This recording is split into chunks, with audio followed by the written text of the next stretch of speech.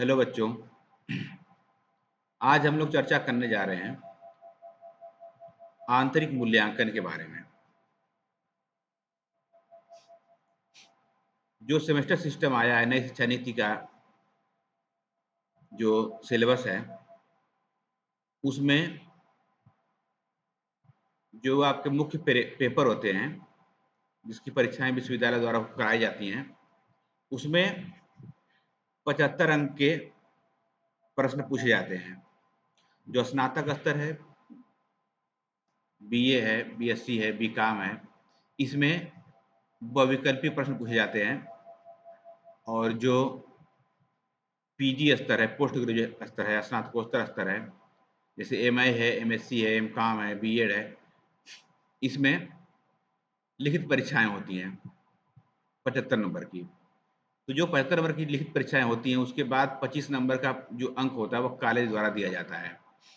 तो कॉलेज द्वारा जो 25 नंबर का अंक है इसे कहते हैं आंतरिक मूल्यांकन। तो 25 नंबर का कॉलेज का अंक और 75 नंबर का लिखित परीक्षा दोनों मिला करके 100 नंबर पूरे हो जाएंगे।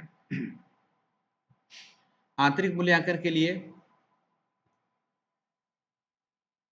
नियमित परीक्षा हो रही है, टेस्ट जैसा, जिसमें ये विभाग के ऊपर जिम्मेदारी, हर विभाग अपनी परीक्षा कराने में स्वतंत्र है।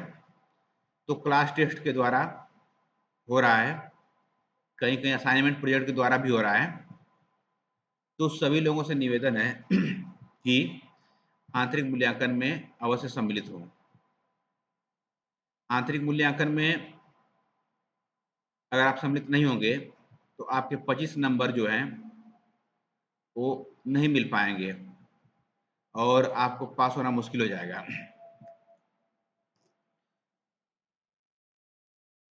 अब बात करते हैं टाइम टेबल के बारे में। तो ये विभाग पर छोड़ दिया गया है। परीक्षा जब होगी, आपका एडमिट कार्ड वगैरह आएगा तो उस टाइम वेबसाइट खुलती है और तब तक जमा करने की नंबर लोड करने की डेट आती है, उसको लोड करना होता है। तो विभाग के लोग अपने सुधार करा रहे हैं। बहुत से विषयों की परीक्षाएं हो रही हैं, जैसे आज स्नातक में बीए में शिक्षा शास्त्र की परीक्षाएं आज हुई हैं और एमए की परीक्षाएं कुछ हो चुकी हैं, जैसे एमए हिंदी का, एमए इतिहास का भी परीक्षा आंतरिक परीक्षाएं हो चुकी हैं। तो इस परीक्षाओं में 25 नंबर के पेपर प्रश्न या आंतरिक मूल्यांकन के द्वारा नंबर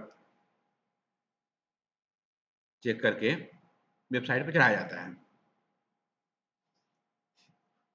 अन्य विषयों के भी लोग अपना अपना डेट घोषित कर रहे हैं, जैसे इतिहास की परीक्षाएं संभवतः 2, 3 और 4 अप्रैल को होने वाली है। उसी तरह शायद मनोविज्ञान की परीक्षाएं 4-5 में अप्रैल में होने वाली है।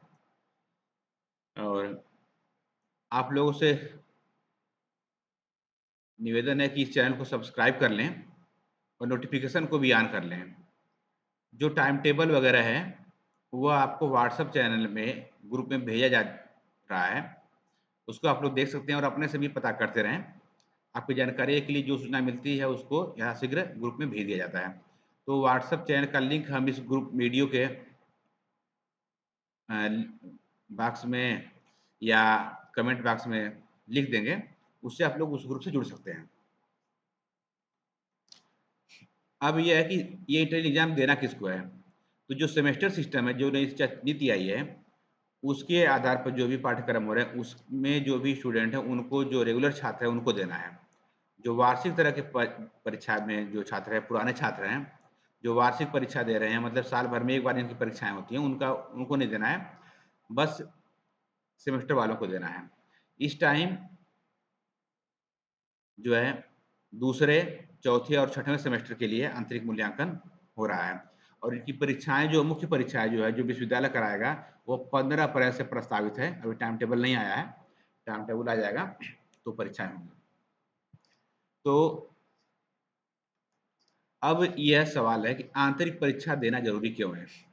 बहुत से लोग सोचते हैं कि आंतरिक परीक्षा है, कॉलेज का है, क्या दिया जाए ना दे, तो बहुत से लोग इसमें हिस्सा नहीं लेते हैं, छोड़ देते हैं। तो सामान्यतः आपका ये 25 नंबर माइनस हो जाएगा, आपको सिर्फ 75 नंबर में पासिंग नंबर लाना पड़ेगा, थोड़ा कठिन काम हो जाएगा। एक तो आपका मार्क्स कम हो जाएंगे, दूसरा आपको पास होने की संभावना भी घट जाएगी। मान लीजिए कोई 75 में 30 नंबर पाया तो 3 नंबर से फेल हो जाएगा। अगर वो असाइनमेंट प्रोजेक्ट में कुछ भी नंबर पाता, 15 नंबर भी पाता, तो 30 और 15 मिला के 50 हो जाता, तो वो पास हो जाता। इसलिए आपको यह है आंतरिक परीक्षा में एब्सेंट न हो। दूसरा बात यह है, अगर आप जो मुख्य परीक्षा जो यूनिवर्सिटी कराती है उसमें अगर एब्सेंट भी हो गए तो अगले साल उसका बैक का फॉर्म भर सकते हैं, उसको फिर से दे सकते हैं। 75 नंबर से में आपको फिर से परीक्षा देने का मौका मिलेगा। लेकिन आंतरिक परीक्षा में अगर आप पहली बार फेल हो गए तो आपको 0 नंबर मिल जाएगा। सॉरी, फेल तो खैर नहीं होगा, कोई कुछ ना कुछ लिखा जाएगा तो नंबर मिलेगा। मतलब अगर आंतरिक परीक्षा में कोई छोड़ दिया परीक्षा तो वह 0 नंबर पाएगा, तो अगले साल भी उसका 0 नंबर ही रहेगा। इसलिए आंतरिक परीक्षा न छोड़ें, क्योंकि आप एक बार छोड़ देंगे तो इसका बैक का फॉर्म नहीं भराता है। अगली बात, मान लीजिए किसी की परीक्षा छूट जाए तब क्या करें? कई बार होता है कि कोई विशेष काम की वजह से कोई व्यक्ति, कोई छात्र उस समय आ नहीं पाता है परीक्षा के टाइम पर, या कभी कोई सूचना का अभाव हो जाता है। ऐसी दशा में यह है कि अगर परीक्षा छूट जाती है तो आपको यथाशीघ्र अपने विषय के विभाग में संपर्क करना चाहिए, उनसे अनुरोध करना चाहिए कि वो आपकी परीक्षा फिर से करा लें, और वो अब ऐसा कर भी लेते हैं। क्योंकि नंबर लोड करने के लिए कुछ समय वो लोग देते हैं ताकि जिनका छूटा है वो लोग आकर संपर्क करें, अधिक से अधिक लोग, ताकि कम से कम लोगों को अब्सेंट किया जाए। लेकिन एक बार नंबर जब चढ़ जाएगा तब आपको दौड़ने से कुछ भी होने वाला नहीं है। इसलिए अगर किसी की परीक्षा छूट जाती है तो वे लोग, जब उनको पता चले, तो यथाशीघ्र अपने विषय के विभाग में संपर्क करें और उनसे अनुरोध करें कि मेरी परीक्षा फिर से करा ली जाए, तो वे लोग करा लेंगे। तो हाँ, कुछ विषयों की परीक्षाएं हो चुकी हैं, जैसे एमए हिंदी का, एमए इतिहास का, और आज शिक्षा शास्त्र बीए की परीक्षाएं हुई हैं। इसी तरह से 2, 3, 4 में इतिहास बीए की परीक्षाएं हैं, और 4-5 अप्रैल में मनोविज्ञान की परीक्षाएं हैं। बीएससी की परीक्षाओं की जो डेट निर्धारित की गई है वह फिजिक्स जो है, भौतिक विज्ञान की परीक्षा, और बॉटनी की जो परीक्षा है वो संभवतः 9 अप्रैल को होनी है, और केमिस्ट्री की 11 अप्रैल को कराई जाएगी, और जूलॉजी और मैथ की 12 अप्रैल को होगी। तो आप लोग इस कमेंट बॉक्स में मैं एक लिंक प्रोवाइड कर दूंगा, जिससे जुड़ करके आप व्हाट्सएप ग्रुप से जुड़ सकते हैं, जिसपे आपको सूचनाएं प्राप्त होती रहेंगी, और इस चैनल को भी सब्सक्राइब कर लें।